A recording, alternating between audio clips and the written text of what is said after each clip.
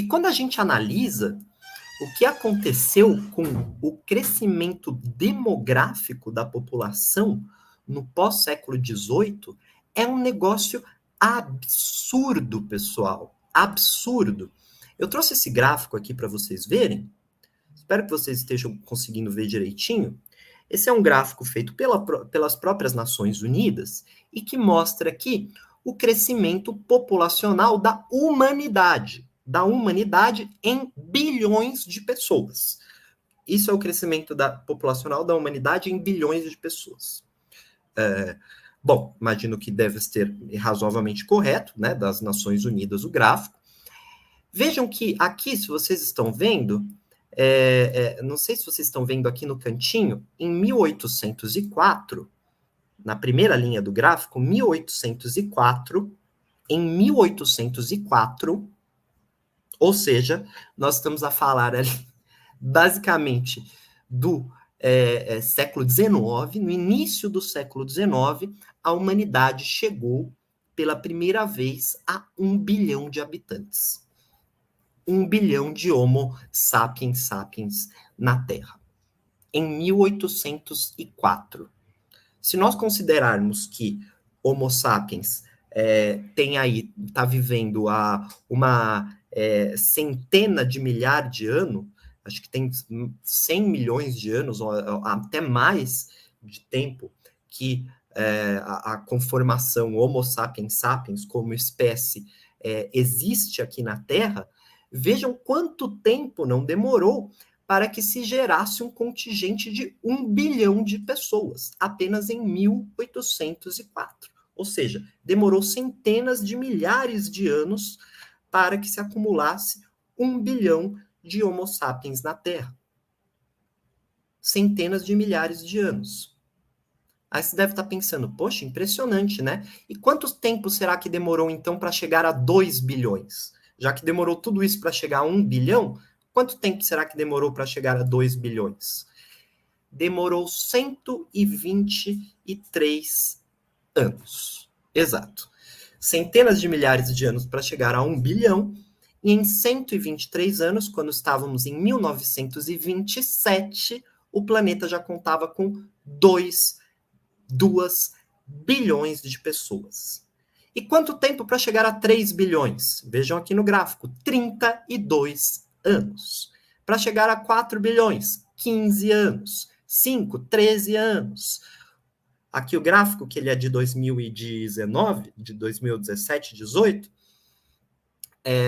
Em 2019, tínhamos 7,7 bilhões de pessoas na Terra. Isso foi aumentando, foi aumentando.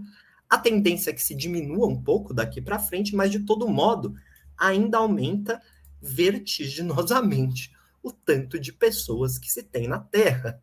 E é claro que isso se deve, quando nós analisamos aqui quando que esse boom populacional começou a ocorrer, nós vemos que isso se deve basicamente ao período pós-revolução industrial. Estamos a falar aqui de 1804 em diante.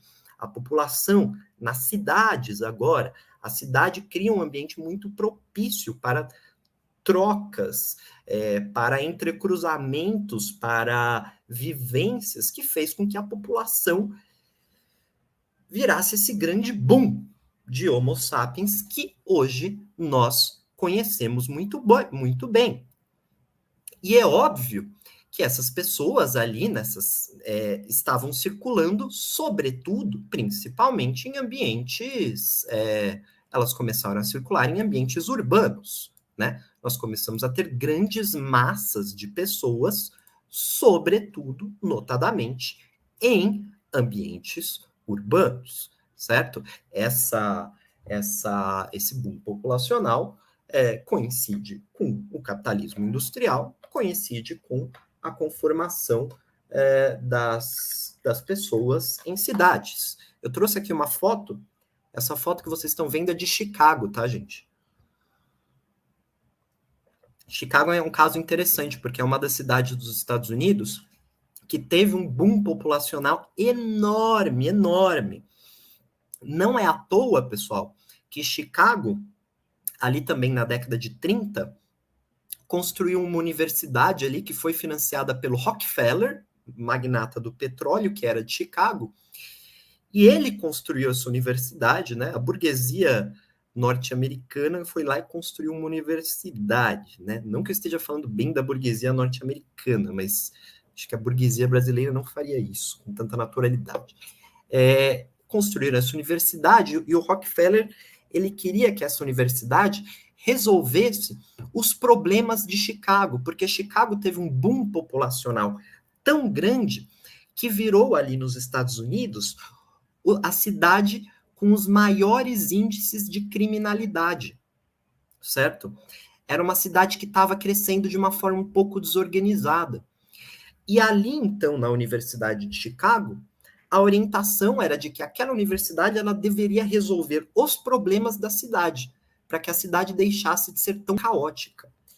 E foi ali que surgiu, pessoal, na Universidade de Chicago, grandes expoentes da sociologia e da criminologia, que formularam a escola de Chicago no âmbito da sociologia. Não estou falando dessa merda dessa escola de Chicago do Paulo Guedes, tá? Estou falando da escola de Chicago da sociologia, que trabalhou com questões como observação participante, que trabalhou com questões como a teoria ecológica da cidade. Então, eles começaram a pensar a cidade, como a cidade deve se moldar como uma espécie de organismo que deve ter um certo equilíbrio.